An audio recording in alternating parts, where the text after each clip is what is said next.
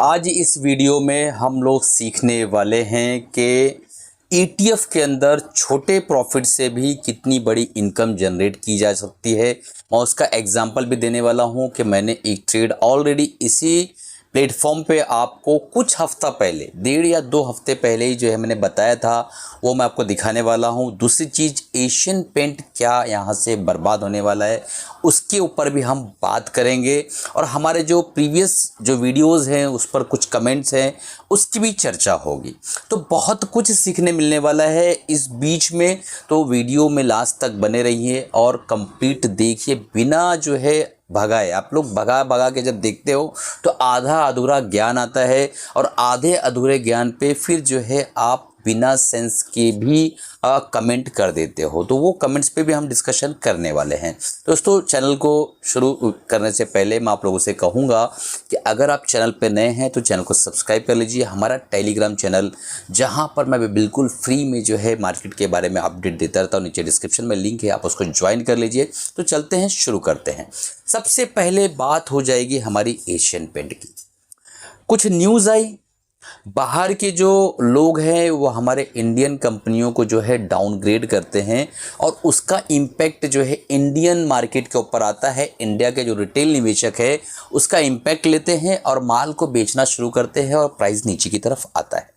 मैं आप लोगों से एक सवाल पूछूंगा कि क्या एशियन पेंट जैसी कंपनी जो हर एक इलाके के अंदर, हिंदुस्तान के कोने कोने के अंदर इसका डिस्ट्रीब्यूशनशिप है, क्या ऐसा डिस्ट्रीब्यूशनशिप जो है मार्केट में कोई और जनरेट कर लेगा? और अगर कर लेगा तो उसको कितना वक्त लगेगा? इस सवाल का जवाब अगर आपसे अपने आप से पूछना है तो आप जाके एशियन पेंट की हिस्ट्री देखिए कि इसको कितना वक्त लगा है। तो यहाँ से हमें एक क्लू मिलता है कि कोई भी कंपनी जो 10, 20, 25 हज़ार करोड़ रुपया लेकर एक नए सेक्टर के अंदर घुस रही है, नए सेक्टर में आ रही है, आपको पता है मैं किसकी बात कर रहा हूँ कि एक नया पेंट का जो है आने वाला है सेक्टर, जो नया स्टॉक आ रहा है, आपको पता है। अभी बताइए कि नीचे डिस्क्रिप्शन में उसका नाम क्या है कंपनी का जो पेंट सेक्टर में आ रही है, तो मुझे ये पता चलेगा कि हमारे जो सब्सक्राइबर है वो जागरूक है, वो जानते हैं मार्केट की डिटेलिंग उनको पता होती है। एशियन पेंट का डिस्ट्रीब्यूशनशिप नंबर 1, एशियन पेंट की क्वालिटी बेहतरीन नंबर 1। तो इसका मार्केट कैप देखिए कि कई लाख करोड़ की कंपनी है, वो 10-20 हज़ार करोड़ के कोई मार्केट कैप कंपनी आती है तो उसको कैसे बीट कर पाएगी, कैसे वो इतना बड़ा डिस्ट्रीब्यूशन और इतना बड़ा नेटवर्क जनरेट कर पाएगी। दूसरी चीज़, कैश फ्लो की बात होती है। एशियन पेंट अपने जो है डिस्ट्रीब्यूटर्स को जो टर्म्स एंड कंडीशंस पे माल देता है, उस टर्म्स कंडीशन पे क्या नई जो कंपनी आ रही है वो भी दे पाएगी, उतना दिन वो उधार होल्ड कर पाएगी, या उस तरीके की मार्केटिंग कर पाएगी? सारा एक सवाल है। देखिए, बहुत दिनों से ईवी व्हीकल आ रहा है, ईवी व्हीकल आ रहा है, अभी तक आया? पिछले हम 8-10 सालों से सुन रहे हैं, अभी तक आया? फुल्ली स्टार्ट हुआ? नहीं हुआ। क्या ईवी व्हीकल जो है चार्जिंग के लिए पॉइंट्स पूरे हिंदुस्तान में लगे? नहीं हुए। हर एक चीज़ को टाइम लगता है। अब कोई एक ऐसी कंपनी आती है 10, 20, 25 हज़ार करोड़ के जो है मार्केट कैप के साथ और एशियन पेंट के साथ बीट कर लेगी, ये आप अपने आप से सवाल पूछिए, क्या ये पॉसिबल है या नहीं। दूसरी चीज़, एशियन पेंट से आपको भले शिकायत हो सकती है, मुझे कोई शिकायत नहीं है, क्योंकि अगर हम सही से देखें एशियन पेंट के चार्ट को प्रॉपरली रीड करें तो एशियन पेंट ने जो चाल चलना शुरू की थी 2021 जैन के अंदर, एशियन पेंट का जो प्राइस था उस वक्त 2800, 2700 के आसपास से स्ट्रगल करता हुआ हमें नज़र आ रहा था। उस प्राइस को उसने जो है मई 2021 के अंदर ब्रेक किया, और फिर वो तेज़ी के साथ ऊपर की तरफ गया। 34 से 3500 के आसपास का उसने एक हाई बनाया, फिर अगेन नीचे आता है। पूरी चीज़ समझिए तो आपको बहुत कुछ मिलने वाला है इसके अंदर। आप समझ पाएंगे कि किसी ऐसे चार्ट के अंदर जो कभी कोई प्रॉफिट दिखा ना रहा हो लॉन्ग टर्म में, यानी पिछले 2-3 सालों में देखा जाए तो एशियन पेंट के अंदर कोई खास मुनाफा हुआ नहीं है। आपका ये रोना है, मेरा भी रोना है, बराबर। अब हम ये समझते हैं कि क्या वाकई मैं भी रो रहा हूँ अंदर से, उस चीज़ को समझना है। इसलिए इस वीडियो को प्रॉपर देखिए, क्योंकि इसके अंदर बहुत सारी जो चीज़ों को, मालाओं को बनाने के लिए बहुत सी मोतियाँ पिरो के जो है मैं आपको एक माला दूंगा, जिससे आपको समझ में आएगा कि किस तरीके से काम करना होता है मार्केट के अंदर। अब ये 35-36 के आसपास गया, 35-3600 के आसपास, अगेन वापस नीचे की तरफ आया और फिर वही रेंज वापस 2800, 2900, 2700, फिर अगेन ऊपर गया दूसरी बार, फिर वहां से वापस 35, 36 से फिर नीचे आया। इस तरीके से एशियन पेंट ने दोस्तों, सुनी जो मैं बोलने जा रहा हूँ, बहुत ही इंपॉर्टेंट चीज़ है। एशियन पेंट ने 25 to 30% का रिटर्न इस तरीके से पिछले 2 सालों के अंदर कितनी बार दिया है? 5 बार दिया। 5 बार, 5 टाइम्स इसने इतना रिटर्न दिया है। बट अभी भी वो स्टॉक 2021 के लेवल पे खड़ा है। अब बताइए कि एशियन पेंट की इसमें गलती है या हमारी जो रिटेल मानसिकता है, हमारे पास कोई स्ट्रैटेजी नहीं है, कोई ढंग का मेंटोर नहीं है, उनकी गलती है? अब मेरा समझिए कि मैं क्या स्ट्रैटेजी पे काम करने वाला हूं, मैं क्या खरीदने वाला नहीं खरीदने वाला, सारी चीज़ों की बात करेंगे हम इसमें। एशियन पेंट को अगर आपको वॉच लिस्ट में रखना है तो बढ़िया स्टॉक है, फंडामेंटली तो साउंड है, आपको पता है।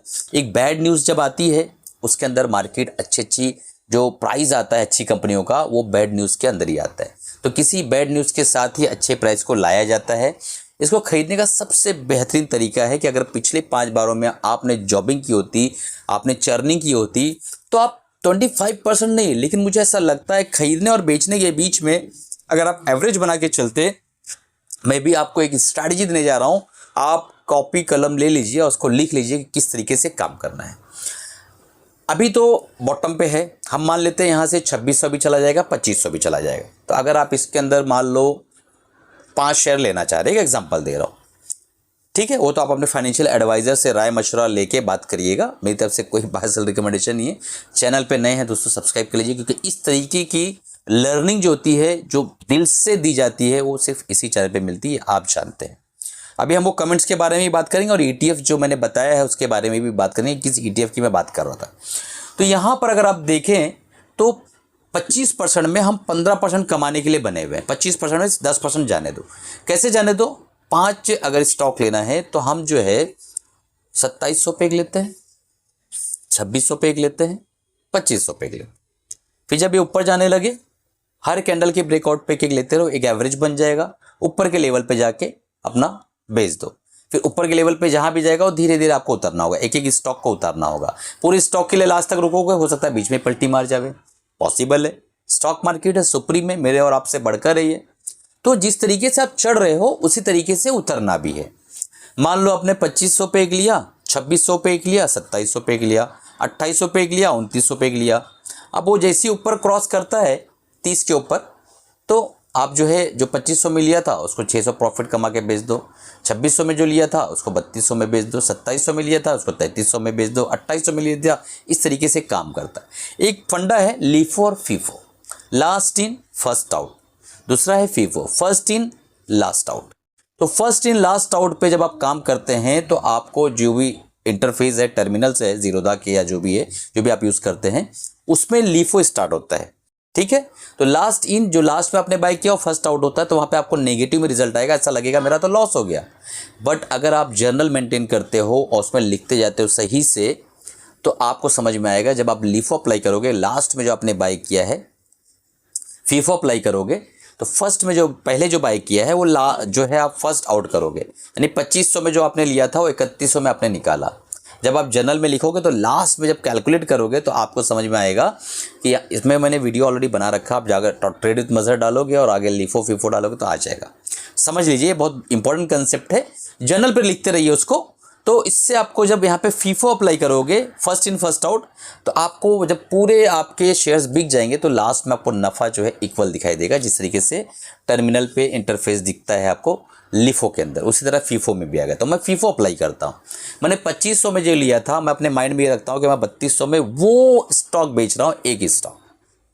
2600 में जो लिया था तो 3200 में मैं वो बेच रहा हूँ। इस तरीके से चलना रहता है। पर हमारे पीएनएल के अंदर वो नेगेटिव दिखाता रहेगा, कब तक? जब तक सारे के सारे स्टॉक्स एशियन पेंट वाले निकल ना जाए। तो ये बहुत इंपॉर्टेंट कंसेप्ट है, ये आज इंपॉर्टेंट था मेरे लिए सिखाना कि लीफो और फीफो क्या होता है। जब तक ये आप समझोगे नहीं तब तक इस तरीके से चर्निंग नहीं कर पाओगे कि नीचे उतरते टाइम आप चढ़ते जाओ और ऊपर चढ़ते टाइम उतरते जाओ। जब तक ये आप रिटेल निवेशक नहीं समझ पाओगे, एक चीज़ याद रखो, आज बोल्ड इसमें लिख लो, कोई लाल पेन ले लो और उस पर किताब पे लिख लो कि डॉक्टर मजहर ने कहा था कि जब तक लीफो फीफो समझ में नहीं आएगा आप मार्केट के अंदर successfully, peacefully, consistent income generate नहीं कर पाओगे। कोई ऐसे स्टॉक में जो कहीं नहीं जा रहा हो, फिर भी 5 बार उस स्टॉक ने 25 से 30% का प्रॉफिट जनरेट करके दिया है, जिसका नाम है एशियन पेंट। ठीक है, इतना बड़ा धुरंधर है वो मार्केट का कि उसको बीट करना इतना आसान नहीं है दोस्तों। बाकी मैं आगे की चीज़ें तो बता नहीं सकता हूँ, मार्केट है, सुप्रीम है, कई चीज़ें, बड़ी बड़ी चीज़ें भी जीरो हो गई हैं। पर आपको दिमाग लगाना है, आप भी कारोबार करते हो, धंधा करते हो, सारी चीज़ें देखते हो मार्केट में। क्या इतना आसान है कि 10-20-25 हज़ार करोड़ की कंपनी आएगी और लाखों करोड़ की कंपनी जो इतनी बड़ी लीगेसी है, इतने दिनों से चल रहा है, वो जो है उसको खा जाएगी? मतलब हलवा है, मतलब आप समझ रहे हो। बहरहाल तो ये बात थी। अब हम ETF की बातें करते हैं। चैनल को सब्सक्राइब नहीं किया, सब्सक्राइब कर लीजिए। एक बहुत ही इंपॉर्टेंट होमवर्क आपको देना था।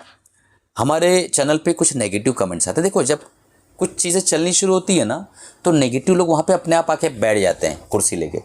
तो उन नेगेटिव कमेंट्स को दोस्तों मैं चाहूँगा कि पर्सनली आप हैंडल करो। आप उस नेगेटिव कमेंट्स को जो है पर्सनली हैंडल करके उसको जो है पॉजिटिव करो। उन लोगों को आप ही हैंडल कर लिया करो, क्योंकि मैं उनको क्या रिप्लाई करूँ यार। मुझे पता है कि उनकी मानसिकता वैसी है, इसलिए वो नेगेटिव कमेंट्स करते हैं।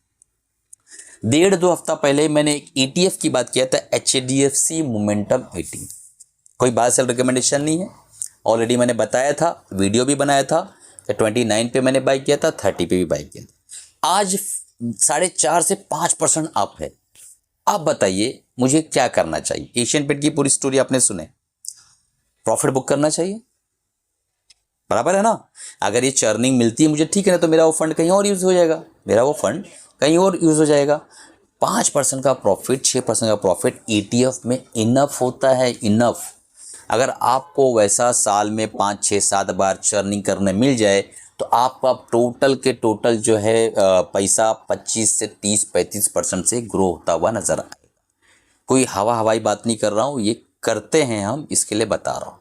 तो HDFC मोमेंटम में आज या तो फिर मैं कल के दिन प्लान करूंगा एग्जिट करने का। अगर करूंगा तो टेलीग्राम पे डाल दूंगा मैं, टेलीग्राम का चैनल का लिंक बिल्कुल फ्री है, तो उसको आप ज्वाइन कर लीजिए। तो ये जो है मैंने स्टैगर्ड वे में खरीदा था। अब इसके अंदर मेरी एग्जिट प्लान हो रही है, देखते हैं किस तरीके से मैं एग्जिट करता हूँ।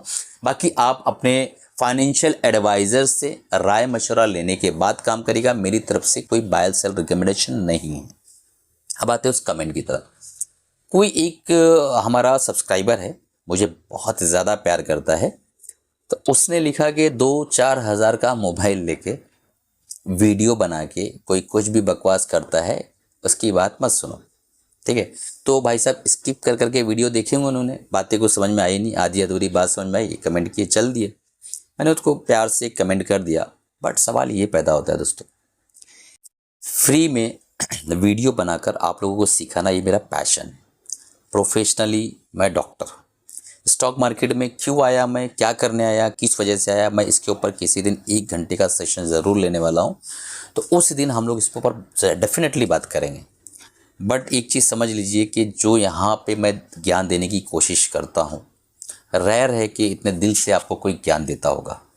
तो कोशिश करिए यार कि वीडियो को एक बार में नहीं समझ में आता है, 2 बार में देखिए। हालांकि मैं बहुत कॉमन लैंग्वेजेस यूज़ करता हूँ, एकदम कई बार तो भाईगिरी वाली लैंग्वेज करता हूँ जो हमारे मुंबई में चलती है। कई बार ऐसे लैंग्वेज में बात करता हूँ कि आप लोग को प्रॉपरली समझ सके, आप लोग वो चीज़ को जो है आप रिलेट कर पाए। टर्मिनोलॉजी यूज़ करके क्या होगा, मेरा वीडियो देखने के बाद आप गूगल करोगे कि इस टर्म का क्या नाम है, उस टर्म का क्या नाम है। ठीक है, अभी मैं एक कंस्ट्रक्टिव डिस्ट्रक्शन अगर किसी स्टॉक के अंदर आपको लग रहा है तो आप उसको बाय कर सकते हैं। अभी कंस्ट्रक्टिव डिस्ट्रक्शन क्या है ना, ये बड़ा सवाल पैदा हो गया कि भाई वीडियो तो देखा, लेकिन साला वो कंस्ट्रक्टिव डिस्ट्रक्शन क्या था, ये दिमाग में आप क्या आएगा। तो इस तरीके से चीज़ें होती हैं, तो आप उसको थोड़ा मेंटेन करो। और बहुत सारे जो कमेंट्स आए हुए हैं, हम कल के वीडियो में इस पर डिस्कस करेंगे। और उस पर जो जिन लोगों ने मांग की इसके सर वीडियो बनाइए, इस पर वीडियो बनाए, तो मैं डेफिनेटली उसको भी लेने वाला हूँ, उस पर भी वीडियो हम लोग बनाएंगे, पूरी कोशिश करेंगे दोस्तों। तो ये वीडियोस कैसा लग रहा है, सेशंस कैसा लग रहा है, इंट्रैक्शंस कैसा लग रहा है, आप कमेंट करके बताइएगा। वही पुराना होमवर्क, लाइक करिए, सब्सक्राइब कर लीजिएगा अगर पसंद आ रहा है तो। और कमेंट एक करना है आपको किसी भी हाल में, ताकि जो नेगेटिव रेडिएशंस हमारे चैनल पर आ रही हैं वो खुद ही अपने आप धुंधली हो जाए, बुझ जाए, खत्म हो जाए। चलिए मिलते हैं अगले प्रोग्राम में, अगली वीडियो के साथ। तब तक के कमाते रहिए, खुश रहिए। जो भी निर्णय लेना हो अपने फाइनेंशियल एडवाइजर से राय मशवरा लेके काम करिएगा। मैं कोई फाइनेंशियल गुरु नहीं हूँ, कोई सेबी एडवाइज़र भी नहीं हूँ, बस मैं अपने ओपिनियंस रखता हूँ, आप लोगों से बात करता हूँ, आप लोगों से मोहब्बत है तो सोचता हूँ जितना भी मुझे थोड़ा बहुत मालूम है आप लोगों तक पहुँच सके।